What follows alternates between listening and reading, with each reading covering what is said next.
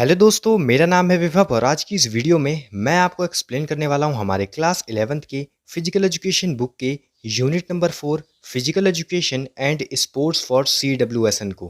तो दोस्तों CWSN का फुल फॉर्म होता है चिल्ड्रन विद स्पेशल नीड्स, जिसको हम दिव्यांग भी कहते हैं। तो दोस्तों ये जो वीडियो है ये according to the new syllabus है 2022 टू 23। तो इस वीडियो को दोस्तों एंड तक देखिएगा। तो चलिए स्टार्ट करते हैं इस वीडियो को। तो सबसे पहले दोस्तों हम देख लेते हैं इस यूनिट के कंटेंट को।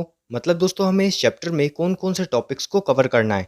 सबसे पहला टॉपिक है दोस्तों हमारा concept of disability and disorder. Second topic है दोस्तों हमारा types of disability, its causes and nature. Third topic है दोस्तों हमारा aim and objective of adaptive physical education. And last topic है दोस्तों हमारा role of various professionals for children with special needs, जिसमें हम देखेंगे काउंसलर को, ऑक्यूपेशनल थेरेपिस्ट को, फिजियोथेरेपिस्ट को, फिजिकल एजुकेशन टीचर को, स्पीच थेरेपिस्ट को एंड स्पेशल एजुकेटर को। तो चलिए स्टार्ट करते हैं सबसे पहले टॉपिक से, जो कि है दोस्तों हमारा concept of disability and disorder. तो सबसे पहले बात आती है कि डिसेबिलिटी क्या होता है। तो दोस्तों डिसेबिलिटी का मतलब होता है a disability is a functional limitation और restriction of an individual's ability to perform an activity. तो दोस्तों डिसेबिलिटी का मतलब होता है कि दोस्तों ये एक फंक्शनल लिमिटेशन होता है या रेस्ट्रिक्शन होता है। मतलब दोस्तों लिमिटेशन का मतलब होता है दोस्तों कमियां और रेस्ट्रिक्शन का मतलब होता है रोक टोक। तो दोस्तों ये जो डिसेबिलिटी है वो एक कमी है या फिर एक रुकावट है किसी भी इंडिविजुअल की दोस्तों एबिलिटी में, जब वो दोस्तों कोई भी एक्टिविटी को परफॉर्म करने जाता है। अब दोस्तों जो डिसेबिलिटी है वो प्रेजेंट में भी हो सकती है, बर्थ से भी आपके साथ हो सकती है, और ड्यूरिंग लिविंग मतलब आप अभी जी रहे हैं तब भी आपके साथ डिसेबिलिटी हो सकती है। अब इसका दोस्तों हम एग्जांपल अगर समझे तो जैसा कि दोस्तों आप देख रहे हैं यहाँ पर एक ब्लाइंड है, डीफ है और डम्ब है। तो दोस्तों जो ब्लाइंड है, डीफ है या डम्ब है, उनका दोस्तों ये जो लिमिटेशन है या फिर जो उनका रेस्ट्रिक्शन है ये उनका दोस्तों बाय बर्थ है। तो अब हम बात करें इनके साथ क्या क्या लिमिटेशंस है। तो दोस्तों जैसा कि आप देख पा रहे हैं जो ब्लाइंड है उसका दोस्तों लिमिटेशन ये है कि वो देख नहीं सकता। दूसरा है डीफ, उसका लिमिटेशन ये है कि दोस्तों वो सुन नहीं सकता। थर्ड है डम्ब, उसका लिमिटेशन दोस्तों ये है कि वो बोल नहीं सकता। और इसी को दोस्तों हम डिसेबिलिटी कहते हैं। आई होप आपको डिसेबिलिटी समझ में आई होगी। नेक्स्ट है हमारा डिसऑर्डर। तो दोस्तों डिसऑर्डर का मतलब होता है disorder can be defined as blip in the usual functioning of a person. तो दोस्तों जो डिसऑर्डर होता है वो भी दोस्तों एक रुकावट होता है, वो भी दोस्तों एक ब्लिप होता है किसी भी इंडिविजुअल की फंक्शनिंग को परफॉर्म करने के लिए। अब दोस्तों ये जो डिसऑर्डर है इस टर्म को हम यूजुअली यूज करते हैं मेंटल डिसेबिलिटी के लिए। मतलब दोस्तों जो पर्सन मेंटली स्टेबल नहीं है उसे दोस्तों हम डिसऑर्डर कह सकते हैं। तो दोस्तों जो डिसऑर्डर है अगर दोस्तों उसे टाइम पर डिटेक्ट नहीं करा गया तो वो दोस्तों कन्वर्ट हो जाता है डिसेबिलिटी में। आई होप आपको डिसेबिलिटी एंड डिसऑर्डर समझ में आया होगा। नेक्स्ट टॉपिक है दोस्तों हमारा types of disability, its causes and nature. तो दोस्तों जो डिसेबिलिटी है वो तीन टाइप की होती है, cognitive disability, intellectual disability and physical disability. तो चलिए एक एक करके समझते हैं इन सभी डिसेबिलिटीज को।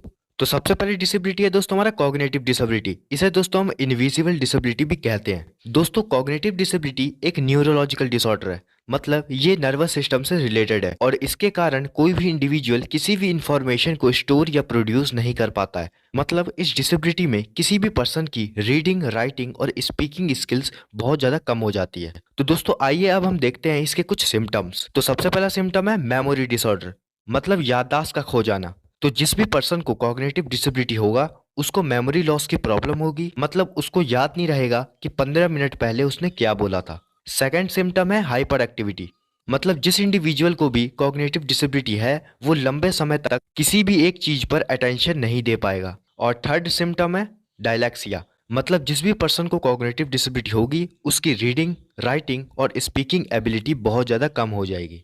नेक्स्ट है दोस्तों हमारा इंटेलेक्चुअल डिसेबिलिटी। तो दोस्तों इस डिसेबिलिटी में किसी भी पर्सन की इंटेलेक्चुअल पावर कम हो जाती है।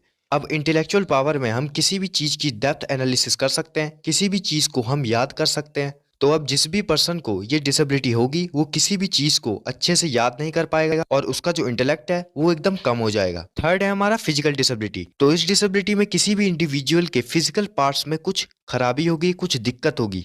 जैसे अगर किसी भी बंदे का एक्सीडेंट हो गया है और उसके पैर में चोट लगी है तो उसका पैर काम करना बंद कर देगा, तो ये एक फिजिकल डिसेबिलिटी है। तो दोस्तों आइए अब हम देखते हैं किन किन कारणों से डिसेबिलिटी हो सकती है। तो पहला है जेनेटिक कॉज, मतलब अगर किसी भी पर्सन के जीन्स या डीएनए में कोई भी एबनॉर्मलिटी हो जाती है तो उस कारण से उसे डिसेबिलिटी हो सकती है। दोस्तों, जीन्स में एबनॉर्मलिटी किसी डिजीज या एक्सरे के कारण हो सकती है। सेकंड है मेंटल हेल्थ प्रॉब्लम।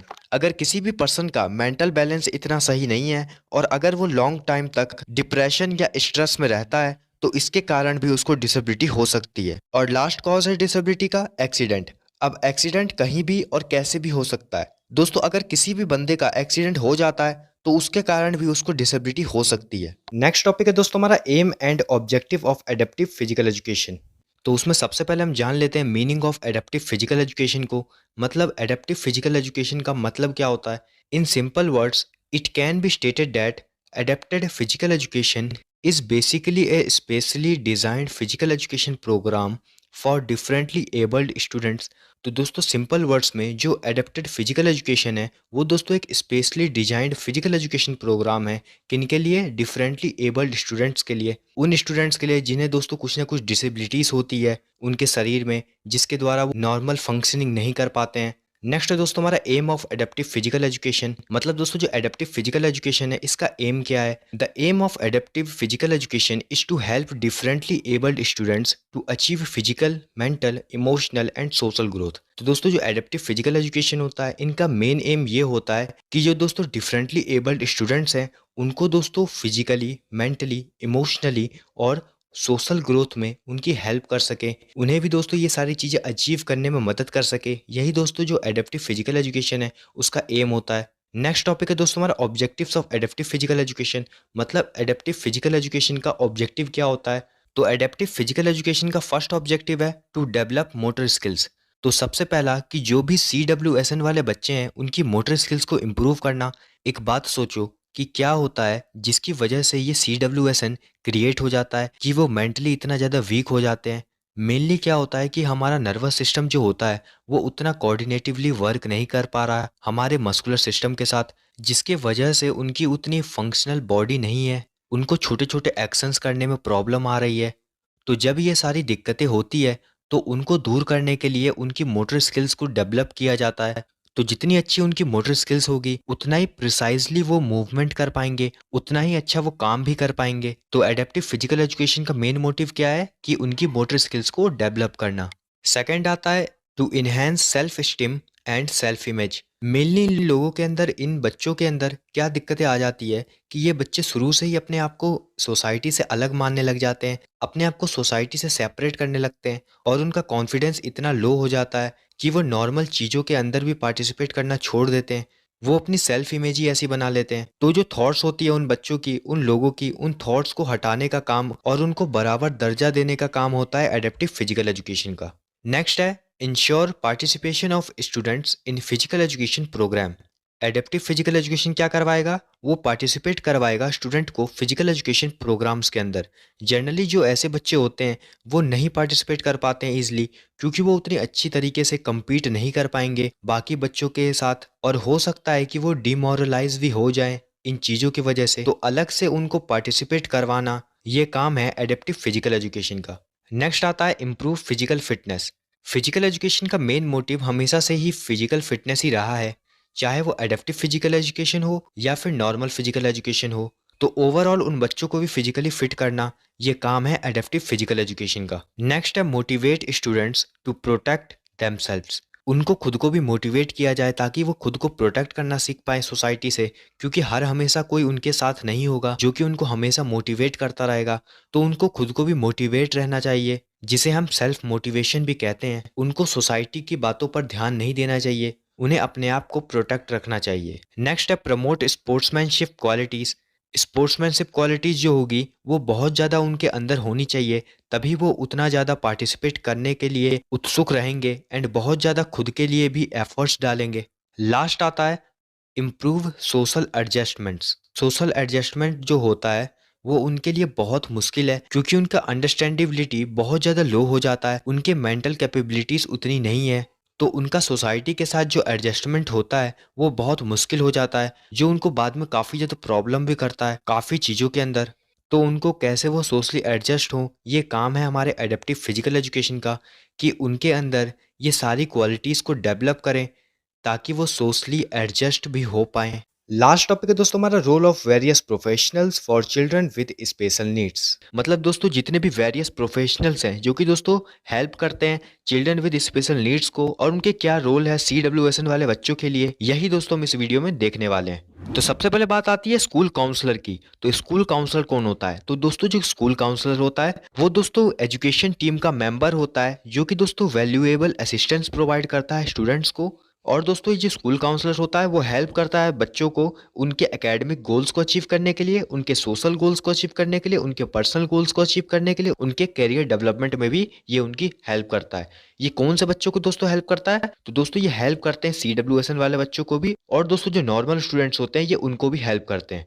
और दोस्तों जो स्कूल काउंसलर होते हैं वो दोस्तों टीचिंग स्टाफ को भी असिस्ट करते हैं। कैसे? उनको दोस्तों स्ट्रेटजीज मेकिंग में, ताकि वो सपोर्ट कर सकें स्टूडेंट्स को। और दोस्तों जो स्कूल काउंसलर होता है वो डेवलपमेंट प्रोग्राम्स को भी कैरी आउट करता है, जैसे कि stress management, anger management, conflict management और पॉजिटिव थिंकिंग। क्योंकि दोस्तों जैसा कि हमको पता है कि जो CWSN वाले बच्चे होते हैं वो काफ़ी ज़्यादा प्रेशराइज होते हैं सोसाइटी से, तो उन्हें दोस्तों काफ़ी ज़्यादा स्ट्रेस होता है, उनका स्ट्रेस लेवल हमेशा हाई होता है, वो हमेशा दोस्तों अपने आप को सोसाइटी से अलग मानते हैं। तो इसलिए दोस्तों जो स्ट्रेस मैनेजमेंट है, एंगर मैनेजमेंट है, कॉन्फ्लिक्ट मैनेजमेंट है, ये उनकी हेल्प करता है। और जो पॉजिटिव थिंकिंग है ये भी उनको हेल्प करता है कि वो पॉजिटिव रहें और सोसाइटी के बारे में ना सोचें, और वो अपनी बेस्ट एबिलिटी, बेस्ट परफॉर्मेंस दिखा सकें किसी भी स्पोर्ट्स में या गेम में। और दोस्तों जो स्कूल काउंसलर होता है वो हेल्प करता है उन बच्चों को उनकी फुल पोटेंशियल को अचीव करने के लिए, जैसा कि मैंने अभी आपको बताया, उनको कॉन्फिडेंस गेन करने में। और दोस्तों वो हेल्प करता है उन CWSN वाले बच्चों को कि वो दोस्तों प्रोडक्टिव मेंबर भी बन सके सोसाइटी के। नेक्स्ट हम बात करते हैं दोस्तों फिजियोथेरेपिस्ट की। जो दोस्तों फिजियोथेरेपिस्ट होता है उसका काम होता है दोस्तों कि वो बच्चों की जो ग्रोस मोटर स्किल्स होती है और जो मोबिलिटी होती है उनको देखने का, उनको कंसर्न करने का जो काम होता है, ये सब फिजियोथेरेपिस्ट का होता है। इसका रोल क्या होता है? तो दोस्तों फिजियोथेरेपिस्ट का रोल होता है, जो फिजियोथेरेपिस्ट होते हैं वो उन पर्सन्स को मैनेज करते हैं जिनमें दोस्तों मूवमेंट डिसऑर्डर होता है या डिसेबिलिटीज होती है। जैसे कि मान लीजिए कोई पर्सन है जो कि चल नहीं पा रहा है, तो दोस्तों उसमें क्या ऐसी प्रॉब्लम्स हो रही है उसके लेग्स में जिसकी वजह से वो चल नहीं पा रहा है। ये सारी चीजें, जो मूवमेंट डिसऑर्डर है या उसकी जो डिसेबिलिटी है, ये सभी चीज दोस्तों देखने का काम होता है फिजियोथेरेपिस्ट का। और अब हम बात करें एम्स की फिजियोथेरेपिस्ट के, तो दोस्तों फिजियोथेरेपिस्ट का एम होता है कि वो उन प्रॉब्लम्स पे कंसंट्रेट करता है जो कि किसी भी पर्सन की मसल्स, बोन्स, सर्कुलेशन में उसके दोस्तों प्रॉब्लम कर रही है या उसे अफेक्ट कर रही है। और दोस्तों ये मूवमेंट और फंक्शंस में भी इवैल्यूएशन का काम करता है, ये उसका मेन एम होता है। और दोस्तों ये पर्टिकुलर अटेंशन भी देता है फिजिकल मोबिलिटी को, कि जो पर्सन्स हैं वो फिजिकली मोबाइल रहें। और दोस्तों जो फिजियोथेरेपिस्ट होते हैं उनका एम ये भी होता है कि वो देख सके कि दोस्तों जो CWSN वाले बच्चे हैं या फिर जो नॉर्मल स्टूडेंट्स हैं उनका दोस्तों जो पोस्चर है वो बैलेंस रहे। उनके दोस्तों फटीग लेवल को भी ये रेगुलरली चेकअप करता है, और उनके पेन टॉलरेंस को भी चेकअप करता है कि दोस्तों वो कितनी देर तक कितने पेन को दोस्तों वो टॉलरेट कर लेते हैं। ये सभी जो एम है दोस्तों ये फिजियोथेरेपिस्ट के हैं। नेक्स्ट है दोस्तों हमारा ऑक्यूपेशनल थेरेपिस्ट। तो दोस्तों जो ऑक्यूपेशनल थेरेपिस्ट होता है वो हेल्प करता है CWSN वाले बच्चों को उनके सेल्फ केयर स्किल्स को परफॉर्म करने में, जैसे कि दोस्तों eating, dressing, bathing and grooming. और दोस्तों जो ऑक्यूपेशनल थेरेपिस्ट होता है ये हेल्प करता है उन बच्चों को उनके फाइन मोटर स्किल्स को डेवलप करने में।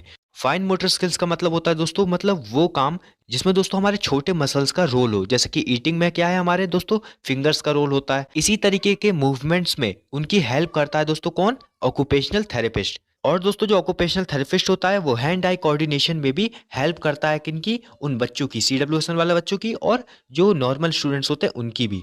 नेक्स्ट है दोस्तों हमारा फिजिकल एजुकेशन टीचर। तो दोस्तों जो फिजिकल एजुकेशन टीचर होते हैं वो डिटरमाइन करते हैं स्टूडेंट्स की एबिलिटीज को, और उस हिसाब से दोस्तों वो जो स्टूडेंट्स होते हैं CWSN वाले, उनका दोस्तों वो ज़्यादा से ज़्यादा पार्टिसिपेशन लाते हैं स्पोर्ट्स के अंदर। तो ये काम होता है दोस्तों फिजिकल एजुकेशन टीचर का। और दोस्तों जो फिजिकल एजुकेशन टीचर होते हैं वो हेल्प करते हैं स्टूडेंट्स को उनकी फिजिकल फिटनेस को मेंटेन करने में, हैंड आई कोऑर्डिनेशन को मेंटेन करने में, फ्लेक्सिबिलिटी को मेंटेन करने में, मस्कुलर स्ट्रेंथ को मेंटेन करने में, और कार्डियोवैस्कुलर एफिशिएंसी को चेकअप करने में, उनको मेंटेन करने में। ये सारे काम दोस्तों होते हैं फिजिकल एजुकेशन टीचर के। नेक्स्ट है दोस्तों हमारे स्पीच थेरेपिस्ट। तो दोस्तों जो स्पीच थेरेपिस्ट होते हैं वो दोस्तों उन बच्चों को सपोर्ट केयर प्रोवाइड करते हैं जिनको दोस्तों डिफिकल्टीज होती है कम्युनिकेशन करने में।